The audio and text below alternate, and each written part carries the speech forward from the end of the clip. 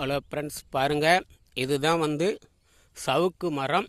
பாருங்கள், இது வந்து சவுக்கு செனாருன்னு சொல்லுவாங்க. அது கழிச்சது பாருங்கள். இது கழிச்சு விட்டுது. இது மாதிரி இருக்கும். உங்களுக்கு வந்து ஒன்றுமே தெரியாத போல தான் இருக்கும். இது வந்து கழிச்சு விட்டதுனால சவுக்கு கழிக்காத பக்கம் இது இருக்குது பாருங்கள். இதுதான் சவுக்கு மரம் கழிக்காதது பாருங்கள். செனாரெலாம் அப்படியே இருக்குது. இதை பாருங்கள், சவுக்கு மர செனாரெலாம் அப்படியே இருக்குது. இது எல்லாம் வந்து கழிக்காத பக்கம், அதாவது சவுக்குக்கு களை எடுக்கிறதுனா இதுதான் மெயின். இதை வந்து இப்போ நான் சவுக்கு வச்சது கரெக்டாக தை மாதம் அல்ல, மாசி மாதம் வச்சேன். அதை நடவு செய்தேன். இதுக்கு முன்னாடி பதியம் போட்டதில் அது மீதி அது தெரியுது பாருங்கள். அது பதியம். அது வந்து கண் ஓவராக ஹைட்டாக வளர்ந்து போச்சு. அதனால் வச்சதுனால எனக்கு கொஞ்சம் அதிக செலவாயிடுச்சு. இந்த 1 ஏக்கர் பரப்பளவுக்கு குறைஞ்சது ஒரு 20,000 செலவாச்சு நடவு முறை மட்டும். ஏன்னா ஒரு முறை வச்சேன் போயிடுச்சு, 2வது முறையை வச்சோம் பாதி தேர்ச்சி, 3வது முறை வச்சு இதோ இந்த அளவுக்கு தேறி இருக்குது. இது எல்லாம் வந்து சவுக்கு மரம் கழிச்சதுங்க, கழிச்சு சுத்தம் பண்ணது. இதெல்லாம் இதை வந்து சவுக்கெல்லாம் கழிக்காது. இது எதனால் இது மாதிரி இருக்குதுன்னா, இது நம்ம வந்து விவசாயம் செய்யணும்னு ஆர்வம் மட்டும் இருந்தால் போகாதுங்க.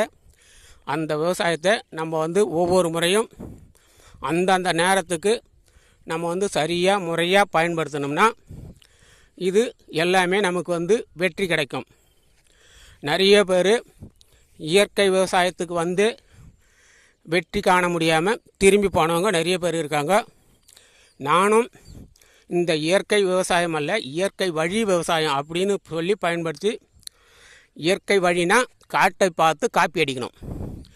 காட்டில் ஒவ்வொரு பகுதியிலும் பாருங்கள், காட்டை பாருங்கள். அந்த காட்டில் வந்து யாரும் வந்து தண்ணி இறைக்கலை, அதை நீர் பாய்ச்சலை, அதே சமயத்தில் அதை வந்து பராமரிப்பு எதுவும் செய்யலை.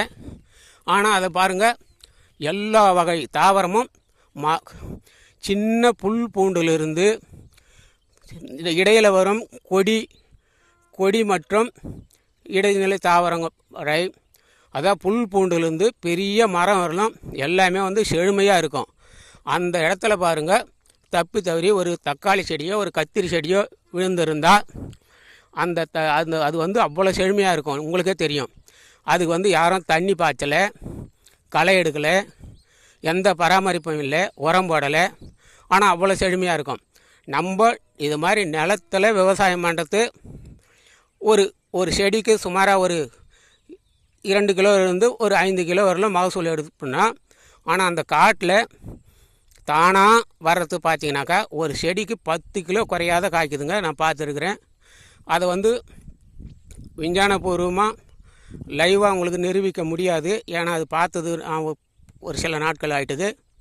அதனால் இனிமேல் வந்து எதுக்கு இயற்கை விவசாயம் அல்ல, இயற்கை வழி விவசாயம்னா, இயற்கை விவசாயன்றது நம்ம வந்து இயற்கை முறையில் எந்த வித ரசாயனமும் இல்லாமல் இலத்தழை, மாட்டு சாணம் அப்படி மக்குங்களை போட்டு விவசாயம் பண்ணுறது இது இயற்கை விவசாயம். ஆனால் இயற்கை வழி விவசாயம்னா காட்டில் வந்து அதை முன்னாடி சொன்ன மாதிரி எந்த வித பராமரிப்பும் கிடையாது. நம்ம வந்து சுற்றி வேலி அடைக்க வேண்டியதில்லை, ஆடு மாடு தொல்லை எதையும் பார்க்க வேண்டியதில்லை, அதே மாதிரி உரம் போட வேண்டியதில்லை, நீர் பாய்ச்ச வேண்டியதில்லை. காட்டில் தானாக வருது பாருங்கள். அந்த வழியை பின்படுத்தி விவசாயம் பண்ணுறது நான் ஒரு 20 சென்ட்டில் உருவாக்கியிருக்கிறேன். அதை அடுத்த வீடியோவில் காமிக்கிறேன். நல்லா அதை தெரிஞ்சுக்கணுன்னு ஆர்வம் உள்ளவங்க என் நம்பருக்கு ஃபோன் பண்ணி கேளுங்க. இந்த வீடியோவும் லிங்க் அனுப்புகிறேன். என்னுடைய ஃபோன் நம்பர் 7708239242. இதுதான் என்னுடைய ஃபோன் நம்பர். இது மாதிரி இதை பற்றி விவசாயமோ இயற்கை விவசாயமோ இயற்கை வழி விவசாயமோ தெரிஞ்சவங்க இந்த வீடியோவை தயவு செய்து பார்க்க வேண்டாம். பார்த்துட்டு உங்களுக்கு எதுவும் கேவலமாக பேச வேண்டாம். இதை வந்து ஆர்வம் உள்ளவர்கள் நம்மளும் வந்து நம்ம வீட்டுக்கு தேவையான கீரைகள் காய்கறிகள் எல்லாம் வந்து நம்மளே உற்பத்தி பண்ணி அதை நாம் சாப்பிட்டு ஆரோக்கியமாக இருப்போம் அப்படின்னு நினைக்கிறவங்க மட்டும் இந்த வீடியோ பாருங்கள். சந்தேகங்களுக்கு ஃபோன் பண்ணி கேளுங்க. மீண்டும் ஒரு முறை சொல்கிறேன், 7708239242. இதுதாங்க என்னுடைய ஃபோன் நம்பர். இதுக்கு ஃபோன் பண்ணி கேளுங்க. சில பேர் டவுனில், அதாவது வந்து நகரத்தில் இருக்கிறவங்க வீட்டு தோட்டம் இருக்காது. வீட்டு தோட்டம் இல்லாதவங்களுக்கு மாடி தோட்டம் வச்சுக்கலாம். அது மாடி தோட்டத்தில் அவங்க வீட்டுக்கு தேவையான கீரைகள், காய்கறிகள், பழங்கள் அப்படி நிறைய உற்பத்தி பண்ணலாம். கொஞ்சம் இடம் இருக்கிறவங்க, வீட்டு தோட்டம் வச்சுக்கிறவங்க இன்னும் அதை விட கொஞ்சம் சிறப்பாக செய்து அவங்க குடும்பத்துக்கும் பார்த்துக்கலாம், மற்ற குடும்பத்துக்கும் கொடுக்கலாம், வியாபாரமும் பண்ணலாம். இது மாதிரி நிலம் வச்சுருக்கிறவங்க தோட்டம், காய்கறி தோட்டம், பழத்தோட்டம் எது ஒன்றுமே செய்யலாங்க. இந்த அளவுக்கு கடவுள் நமக்கு கொடுத்துருக்கிற ஒரு பெரிய வரங்க. அதை நம்ம தான் சரியாக முறையாக பயன்படுத்த தெரியல.